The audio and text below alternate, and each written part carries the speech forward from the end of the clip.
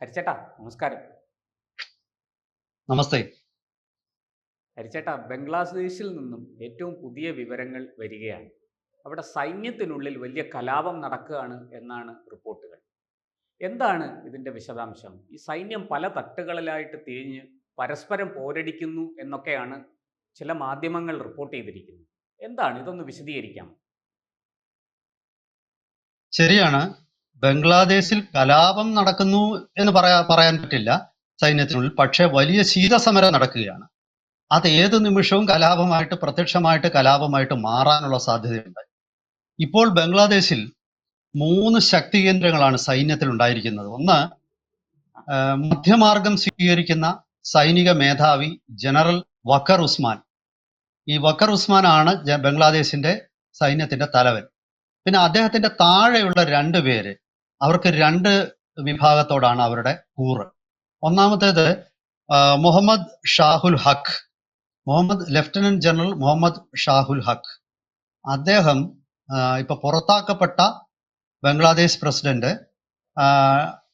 ഹസീന, ഷെയ്ഖ് ഹസീനയ്ക്ക് പിന്തുണ കൊടുക്കുന്ന ഒരു വ്യക്തിയാണ്. അപ്പോൾ അദ്ദേഹം ഇന്നും ആ നിലപാടിൽ തന്നെയാണ്. പിന്നീട് മറ്റൊരാള് ലഫ്റ്റനന്റ് ജനറൽ മുഹമ്മദ് ഫൈസുർ റഹ്മാൻ. ഈ മുഹമ്മദ് ഫൈസുർ റഹ്മാൻ ഈ കുറച്ച് ഇസ്ലാമിസ്റ്റുകളുമായിട്ടും, റാഡിക്കൽ ഇസ്ലാമിസ്റ്റ് അല്ലെങ്കിൽ ഇപ്പോഴുള്ള വിദ്യാർത്ഥി പ്രക്ഷോഭകാരികള്, മുഹമ്മദ് യൂനസ്, ഇപ്പോഴത്തെ ചീഫ് അഡ്വൈസർ ആയിരിക്കുന്ന മുഹമ്മദ് യൂനസ്, ഇവർക്കൊക്കെ പിന്തുണ കൊടുക്കുന്ന വ്യക്തികൾ. ഇതിൽ ശക്തൻ യഥാർത്ഥത്തിൽ അവാമി ലീഗിന് പിന്തുണ കൊടുക്കുന്ന മുഹമ്മദ് ഷാഹുൽ ഹക്കാണ്. കാരണം ബംഗ്ലാദേശ് സൈന്യത്തിലെ ഏറ്റവും ശക്തമായ 9ാം ഡിവിഷൻ അവരുടെ പിന്തുണ ഷാഹുൽ ഹക്കിനാണ്. അപ്പോൾ ഷെയ്ഖ് ഹസീനയ്ക്ക് ഇന്നും ബംഗ്ലാദേശ് സൈന്യത്തിൽ നിർണായകമായ സ്വാധീനമുണ്ടെന്നാണ് അതിന്റെ അർത്ഥം. ശരിക്കും ഷെയ്ഖ് ഹസീനെ പുറത്താക്കുന്നത് ഈ ബംഗ്ലാദേശ് സൈന്യ തലവനായിട്ടുള്ള വക്കർ ഉസ്മാൻ രാജ്യത്തിന് പുറത്ത് സന്ദർശനം നടത്തിക്കൊണ്ടിരുന്ന ഒരു സമയത്താണ് ഷെയ്ഖ് ഹസീനെ പുറത്താക്കുന്നത്.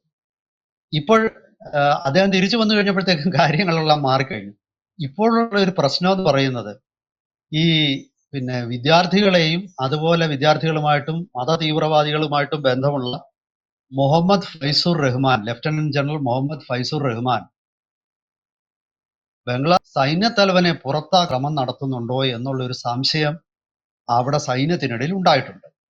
അപ്പൊ ഇത് വളരെ ഒരു ഗുരുതരമായ സ്ഥിതിവിശേഷമാണ്. പക്ഷേ സൈന്യത്തിൽ പ്രത്യക്ഷത്തിൽ അത് കലാപത്തിലേക്ക് നയിച്ചിട്ടില്ല. സൈന്യത്തിലെ പല വിഭാഗങ്ങളും ഇന്ത്യയുമായിട്ടും ബന്ധപ്പെട്ടുകൊണ്ടിരിക്കുകയാണെന്നാണ് അന്താരാഷ്ട്ര മാധ്യമങ്ങൾ പലതും റിപ്പോർട്ട് ചെയ്യുന്നത്.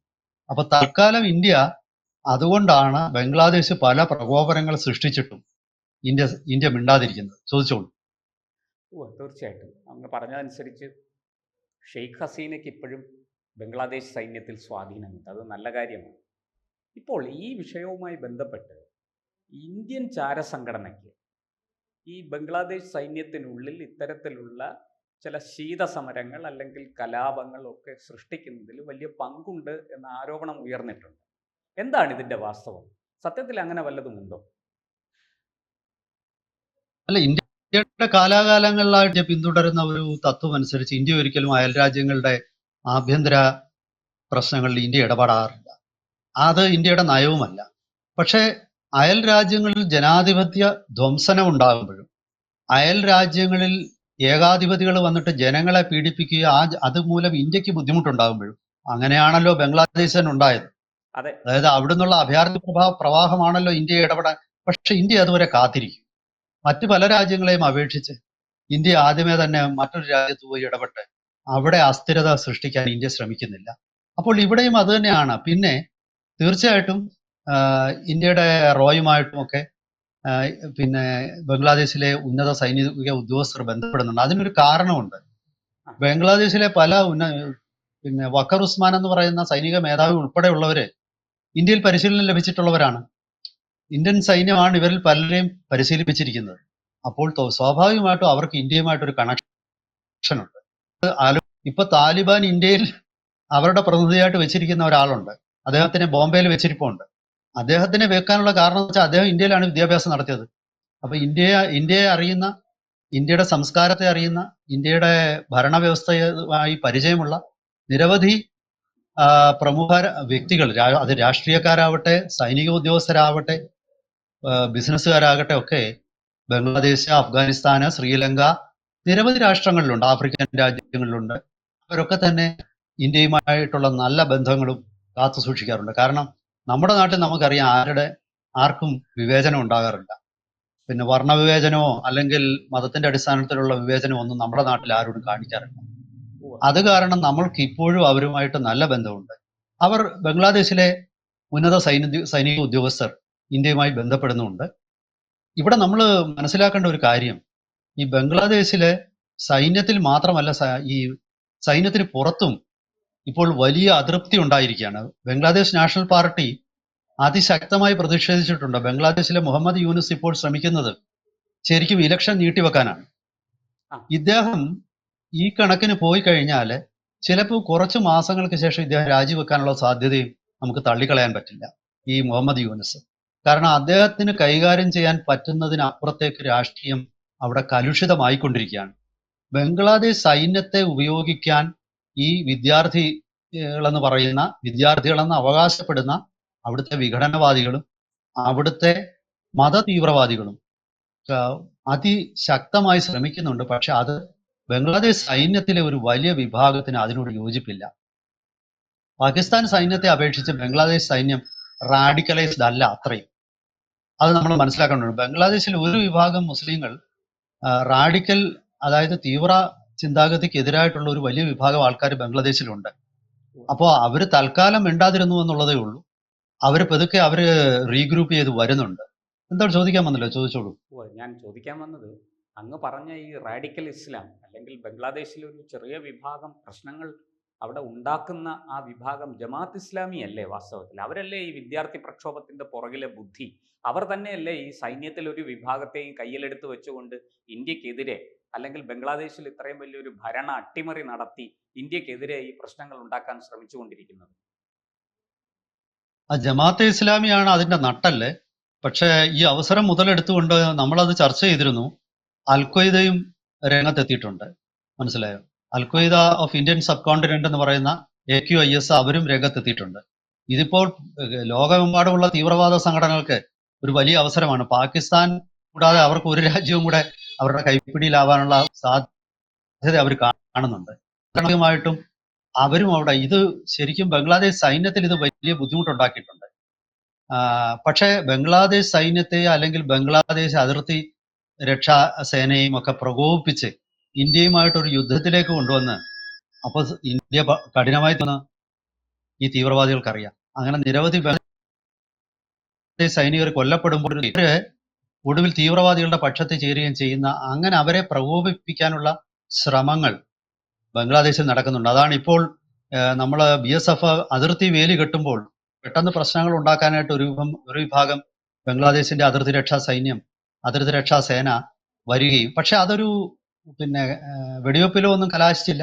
അവര് രണ്ടു കൂട്ടരും ചർച്ച നടത്തി അതങ്ങ് പിന്മാറി. മാത്രമല്ല, ഇന്ത്യയിലെ ഗ്രാമീണർ വലിയ രീതിയിൽ അതിനെ എതിർക്കുന്നു എന്ന് കണ്ടപ്പോൾ തന്നെ ബംഗ്ലാദേശ് സൈന്യം അങ്ങ് പിന്മാറുകയാണ് ചെയ്തത്. കാരണം അവർക്ക് ഒരിക്കലും ഇന്ത്യയുമായിട്ട് ഒരു യുദ്ധം ചെയ്ത് ജയിക്കില്ലെന്ന് ഒരു പ്രൊഫഷണൽ ആയിട്ടുള്ള ഒരു സൈനികനെ തന്റെ സൈന്യത്തിന്റെ ശക്തിയും ദൗർബല്യവും രണ്ടും തിരിച്ചറിയാം. അവര് വെറുതെ പോയിട്ട് മരിക്കാൻ നടക്കുന്നവരല്ല. അത് നമ്മുടെ നാട്ടിലെ ഈ കൊട്ടേഷൻകാരോ അല്ലെങ്കിൽ ഈ പറയുന്ന നമ്മുടെ പോപ്പുലർ ഫ്രണ്ട് പോലുള്ള തീവ്രവാദ സംഘടനകളോ ഒക്കെ അങ്ങനെ ചെയ്യുമായിരിക്കും. വയറ്റത്ത് ബോംബും വെച്ച് കെട്ടി പോയി പൊട്ടിത്തെറിക്കുമായിരിക്കും. സൈനികർ അങ്ങനെയുള്ളവരല്ല.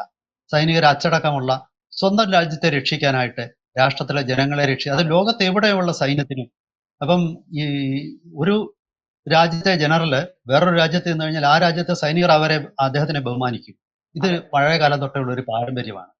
ആ പാരമ്പര്യം വെച്ചിട്ട് അവിടുത്തെ സൈനികർക്ക് ഈ വരാൻ പോകുന്ന പ്രതിസന്ധികളെ കുറിച്ച് അവർക്ക് കൃത്യമായിട്ട് അറിയാം. അപ്പോൾ ഈ ഒരു ശീതസമരം പോലും അവിടെ ഉടലെടുത്തത് ഈ ബംഗ്ലാദേശിൽ ഇപ്പോൾ നടക്കുന്ന ഈ രാഷ്ട്രീയ കലാപം കണ്ടാണ്. നമ്മൾ ഓർക്കേണ്ടത് 1980 തൊട്ട് 90കൾ വരെയുള്ള ഒരു കാലഘട്ടത്തിൽ ബംഗ്ലാദേശിൽ നമ്മളൊക്കെ മറന്നുപോയിട്ടുണ്ടാവും, നിരവധി അട്ടിമറികളുടെ കാലമായിരുന്നു.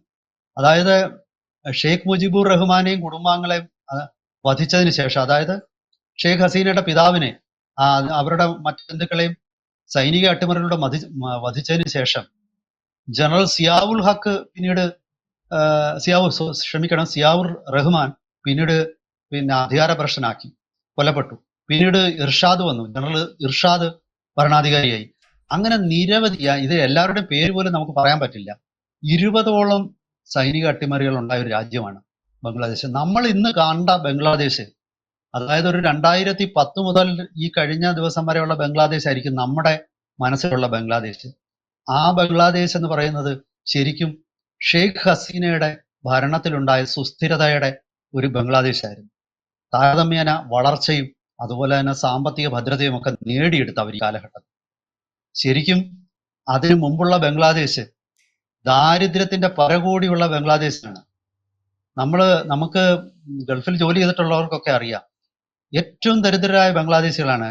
ഒരു റിയാൽ നിങ്ങൾ, അതായത് നിങ്ങൾ കൊടുത്താല് ബംഗ്ലാദേശികൾ എന്തിനു സന്നദ്ധരാകും. അവർ എന്ത് വേണമെങ്കിലും അവരെ നമുക്ക് ഏത് രീതിയിലും ദുരുപയോഗം ചെയ്യാം. അത്രയും സാധുക്കളായ പാവപ്പെട്ട ജനതയാണ്. ആ ജനതയെ നമ്മൾ ഇപ്പോൾ കാണുന്ന കുറച്ചൊരു വ്യത്യാസം, ആ രാഷ്ട്രം കുറച്ചെങ്കിലും വ്യത്യാസപ്പെട്ടെങ്കിൽ ശരിക്കും 2012-14 ശേഷം ഉണ്ടായ ഒരു സുസ്ഥിര ഭരണമാണ് അതിന്റെ കാരണം. ദൗർഭാഗ്യവശാൽ ബംഗ്ലാദേശിന് അതിനുള്ള ഭാഗ്യമില്ല. അവർ വീണ്ടും അസ്ഥിരതയിലേക്ക് പോവുകയാണ്. അവിടെ സൈന്യം നമുക്കിപ്പോൾ പ്രതീക്ഷിക്കാനുള്ളത്, ഈ ബംഗ്ലാദേശിലെ ഈ അട്ടിമറി എന്ന് പറയുന്ന ജനങ്ങൾ വോട്ട് ചെയ്ത് പുറത്താക്കിയതൊന്നുമല്ല. അത് ഒരു വിഭാഗം സമ്പന്നരും ഇസ്ലാമിക തീവ്രവാദികളും ഒക്കെ അവിടുത്തെ തലവൻ രാഷ്ട്രത്തിന് പുറത്തു പോയപ്പോൾ നടത്തിയ ഒരു അട്ടിമറിയാണ്. അതിൽ നിന്നും തിരിച്ച് രാഷ്ട്രത്തെ കരകയറ്റാൻ സൈന്യത്തിന് കഴിയട്ടെ എന്ന് നമുക്ക് ആശംസിക്കാം. അതുകൊണ്ട് തന്നെയാണ് ഇന്ത്യ ആവശ്യമില്ലാതെ ബംഗ്ലാദേശ് സൈന്യത്തിനെ നാശം ഉണ്ടാക്കാനായിട്ട് അവിടെ പോയി ആക്രമിക്കാത്തതും അവരെ യാതൊരു രീതിയിലും അവരെ ശല്യം ചെയ്യാതിരിക്കുന്നതും അതുകൊണ്ട് തന്നെ. തീർച്ചയായിട്ടും നമ്മുടെ നയതന്ത്ര വിജയമാണ് അതൊക്കെ. എന്തായാലും ഇങ്ങോട്ട് ആക്രമിക്കാത്തിടത്തോളം കാലം നമ്മൾ അങ്ങോട്ടും ആക്രമിക്കില്ല. അത് നമ്മുടെ നയമാണ്, നമ്മുടെ ഒരു അടിസ്ഥാനം, വിദേശകാര്യത്തിൻ്റെ അടിസ്ഥാനം തന്നെ അതാണ്. എന്തായാലും ബംഗ്ലാദേശിൽ നടക്കുന്ന സംഭവങ്ങൾ വളരെ ജാഗ്രതയോടെ നിരീക്ഷിച്ചുകൊണ്ടിരിക്കുകയാണ് നമ്മുടെ രാജ്യവും. ഈ പറയുന്നത് പോലെ അവിടെ എത്രയും പെട്ടെന്ന് ഒരു ജനാധിപത്യ വ്യവസ്ഥ പുനഃസ്ഥാപിക്കപ്പെടട്ടെ, ബംഗ്ലാദേശിൽ സമാധാനം ഉണ്ടാകട്ടെ എന്ന് നമുക്കും ഈ അവസരത്തിൽ ആശംസിക്കാം. നന്ദി.